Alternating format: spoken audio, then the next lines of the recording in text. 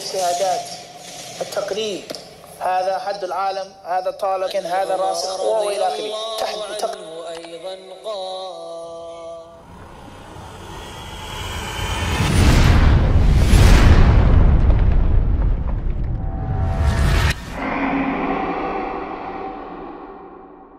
Assalamu alaikum wa rahmatullahi ta'ala wa barakatuh. To all the RipRight Hadith disciples, YouTubers, and viewers, welcome back to a new video on RipRight HD.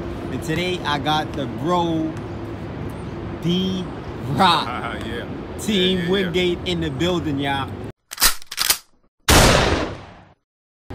So first we want to start off asking B-Rock about his history. How did he get into calisthenics? What year or what age did he start, and what made him decide to get into calisthenics? Okay, cool. So calisthenics, all right, for me, I used to live in Brownsville, on Lincoln Place, which is not too far from Lincoln Terrace. And that's where my father used to work out at. And this is when I was like 3 or 4 years old. So I want to say about 1989.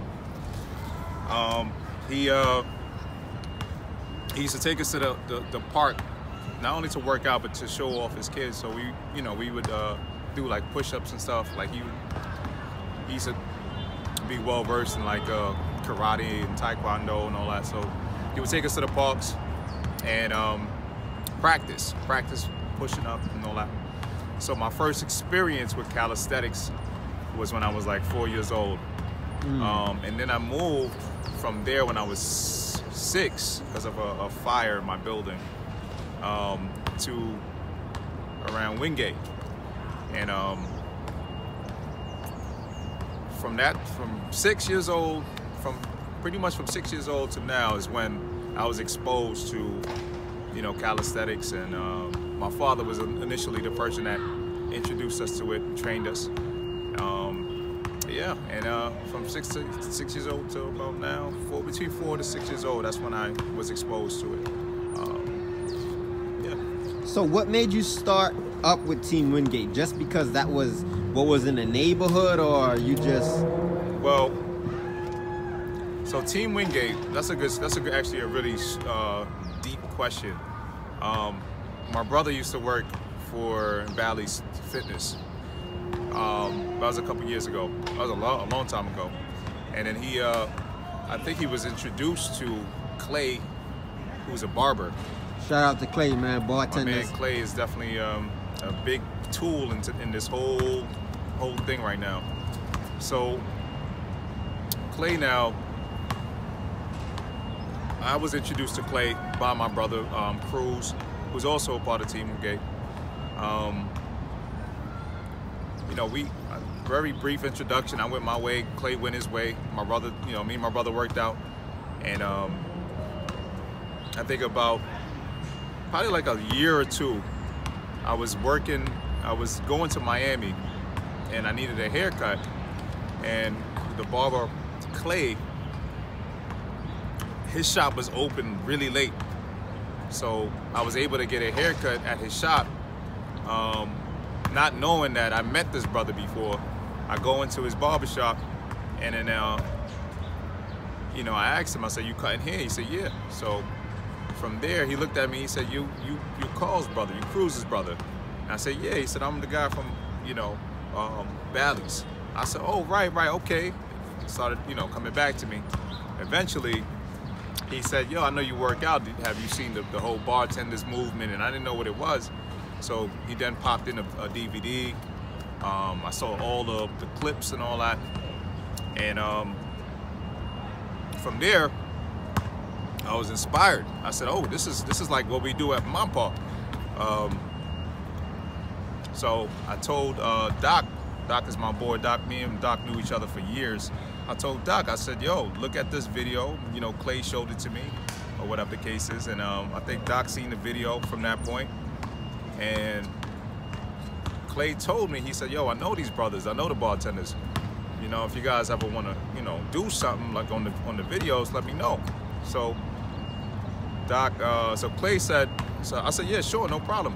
Clay literally set that up. He called he spoke to Giant and then bartenders, and then he had them come to Wingate Park. Now when they came, we did probably like a little segment or whatever the case is. From there, I got a t-shirt, spoke to Giant, you know, we did our reps. Everybody was pretty much, you know, kind of like excited about the whole experience. Me and Doc and my brother. And from there, after that experience, me and Doc had, I think it just literally sparked a different mindset. He was like, you know what? I want to, you know, I'm inspired. I want to let's start our own something, you know what I mean? He wants to start our own movement. I said, okay, cool. Whatever you do, I'm with it. So from that point on, we just started taking videos. Originally, we didn't have a team attached to it. It was just called Get Familiar. And that was the approach, was to get familiar with the athletes. You know what I mean? My brother, myself. Is that on Strictly Bar Talk? Or is that Bar Pieces of it. Okay, yeah. If y'all guys go check out Strictly Bar Talk, I'll leave the link above right now. It's called Get Familiar. So it became a series of videos saying get familiar with B-Rock, get familiar with Lab, get familiar with Beast, and all these different athletes. Doc was exposing them to the public. And he was, like he said, he was leaving their names, their numbers, you know, and things like that, personal information. Okay, so what year did you think, or you can recall, that actually we said our name is Team Wingate and this is our logo? Right. So that, I want to say that happened in between the years of 2000, I don't want to say 11, to be honest with you, but we was playing around with a few names in regards to, you know, how we wanted to situate ourselves. But we definitely had Evo Squad at some point. Evo Squad, that's a name. Yeah, Evo Squad. So Evolution, it was like Team Evolution Squad or whatever the case is. So it started with Team Evolution Squad, and then it turned into Evo Squad, and then eventually, after organizing better, we had a logo. I think Doc developed the logo, and we came up with the name Team Wingate, and it was way more catchy than Evo Squad and all this other stuff. So I want to say about 2012,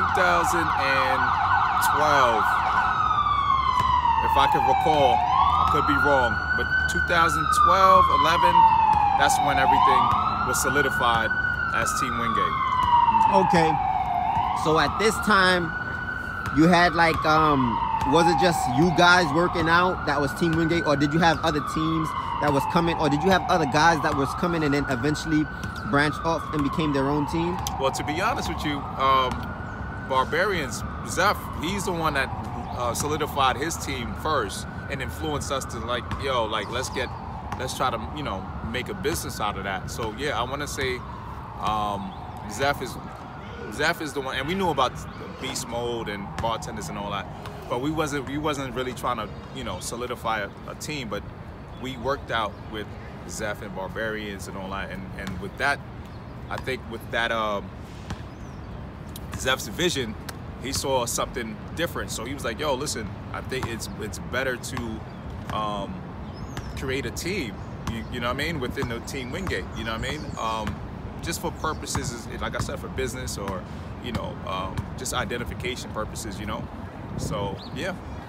Okay, so I've been doing my research on the Bar Commission, right, and watching old videos. Now the Bar Commission, why was, you know, where did it come from, the origination, if you can recall, who came up with it, you know, what was the purpose of the Bar Commission? Why is it not around anymore?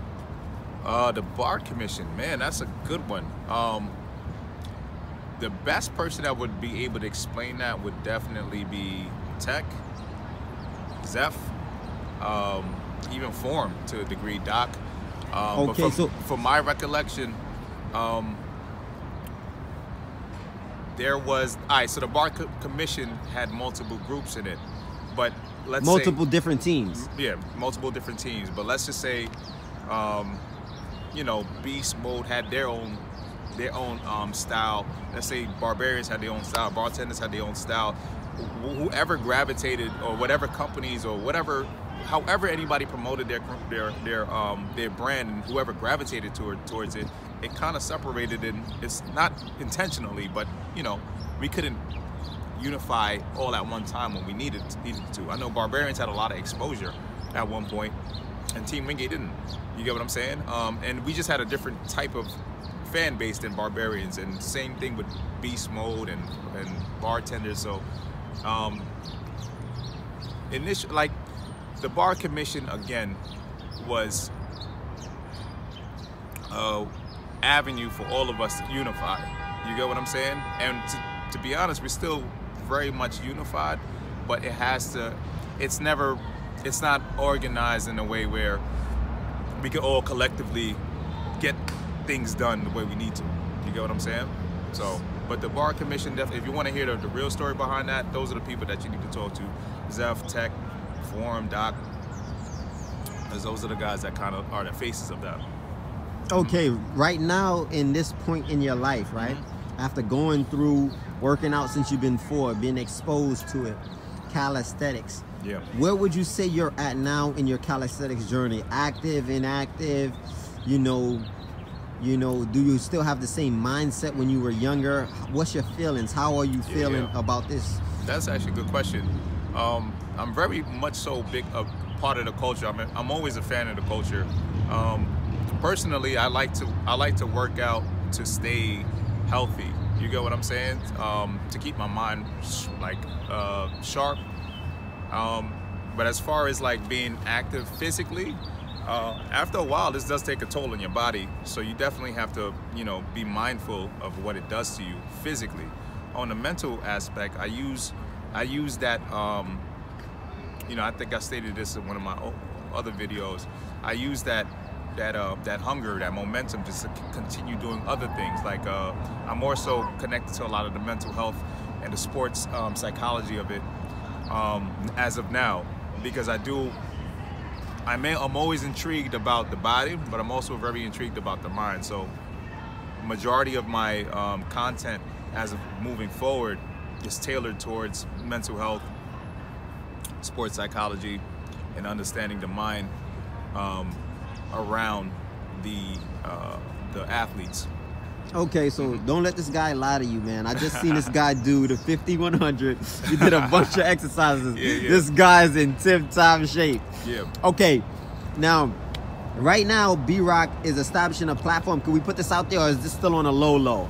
Well, it's not out there all the way, but we are definitely establishing a platform to assist with literally conversation and understanding, clarity, and more so dialogue amongst the athletes and other people. It's a great way of promoting yourself, your brand, your business, or whatever the case is. But yeah, it's definitely in the works. Okay, now when we talk about the golden era, you know, what like we spoke about before, what are some of the pros and the cons of that era opposed to the pros and the cons of this new era? The pros and the cons of the era. See, all right, so again, like when the calisthenic movement started, it gained so much momentum so fast, and it got a lot of good feedback. I think the positive about it was that it inspired a lot of people.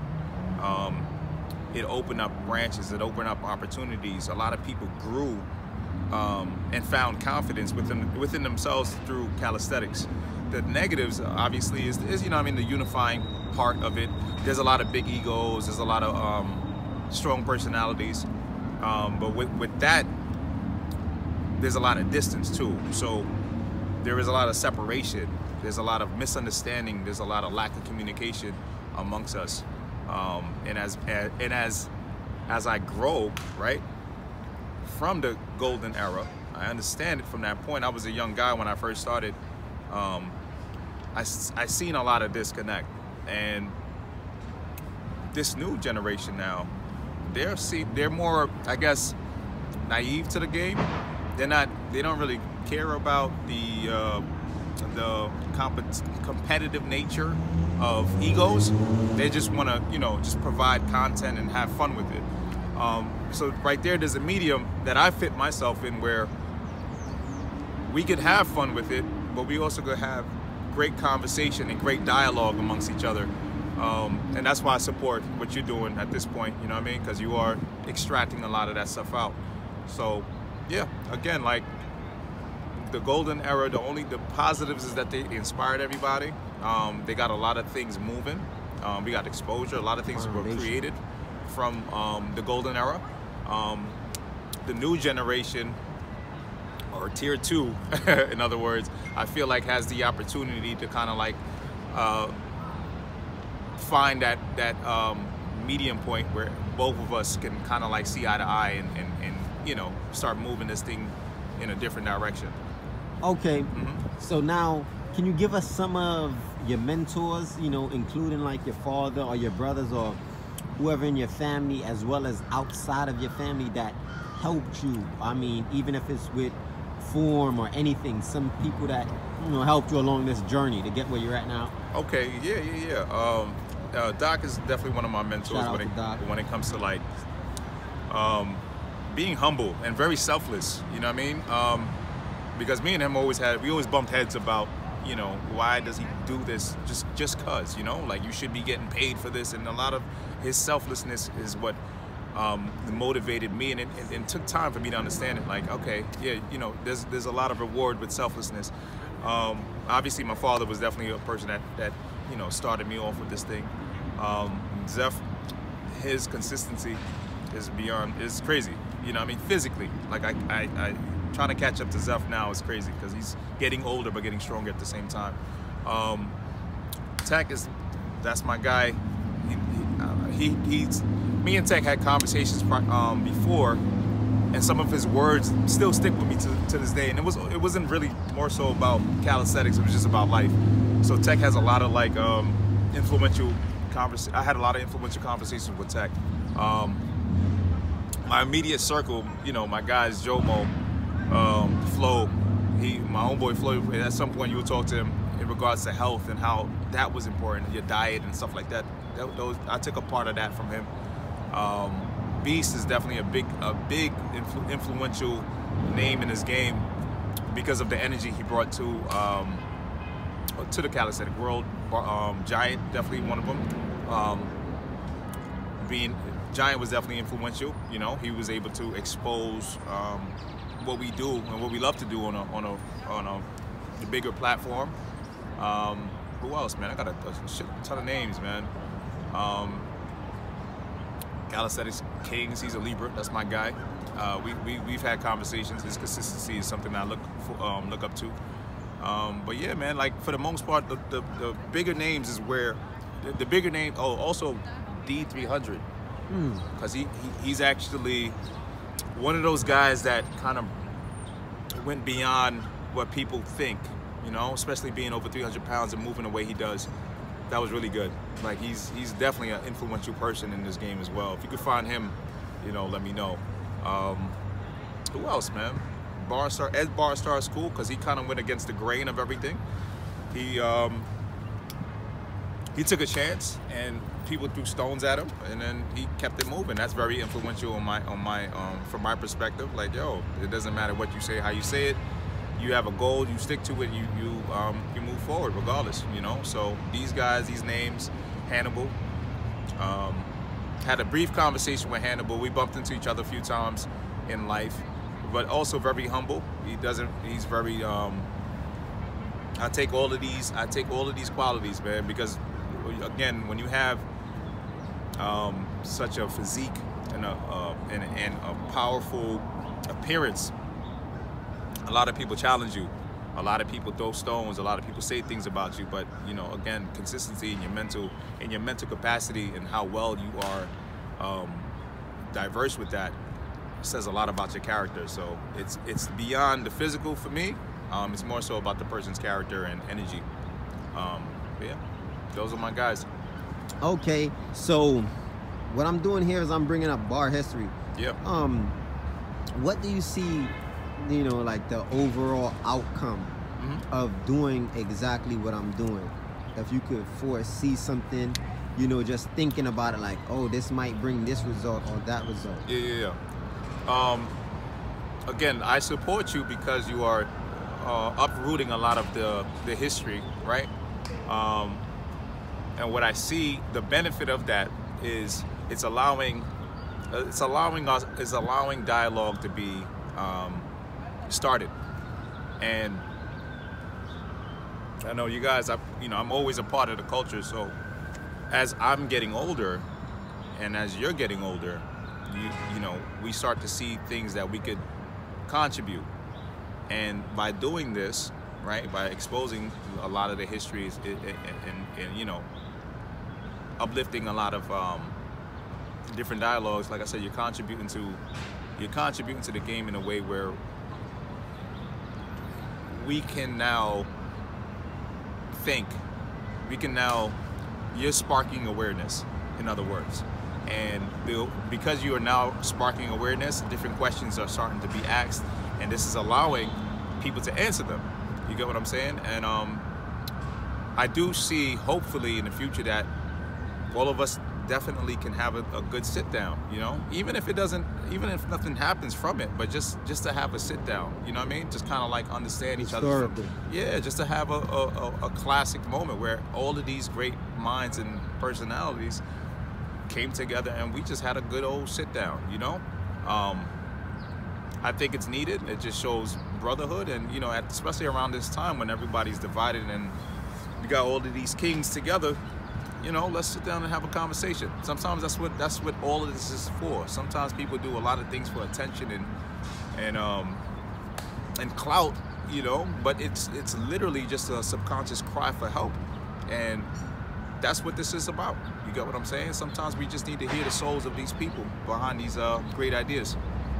Okay, one last question. Yes, sir. Okay, so have there been any point in your life where you just was, you know, I'm done for right now with calisthenics, or stepped away, or took a break? Yeah, with anything you do, you have to recalibrate. You get what I'm saying? You got to renegotiate the terms. That's in anything: friendships, relationships, your job, your hobbies. Because sometimes you're gonna hit a wall, you know. And yeah, like it's okay to step back, because sometimes you're moving off of the momentum of the now. You get what I'm saying? So a lot of things that happen at the moment, and then sometimes you're distracted from yourself, your family, your finances. And yeah, like I've been in plenty of situations, and especially within my culture, this is a hobby to me. You get what I'm saying? Like I'm motivated internally, so a lot of there was times when I hit a wall with my friends and my family, and again, even with this, I had to sit back and relax, take some time to recalibrate, reevaluate my whys, and then destroy and rebuild, and then revisit and start the evolution process. And so yeah, to answer your question, yeah, there was plenty of times, but it's what you do to heal and to recover from it. That's what determines your character. Yeah. Okay, guys, we're gonna end with that, man. That was great. Awesome. Yo, shout out to my man B-Rock, man. Yeah, man. Definitely coming out of Team Wingate, one of the original members. Can give you the history, times, and dates, man. It was definitely a pleasure, and we covered a lot today, man. Stay tuned. More about history on its way. Thank you, bro. You're welcome.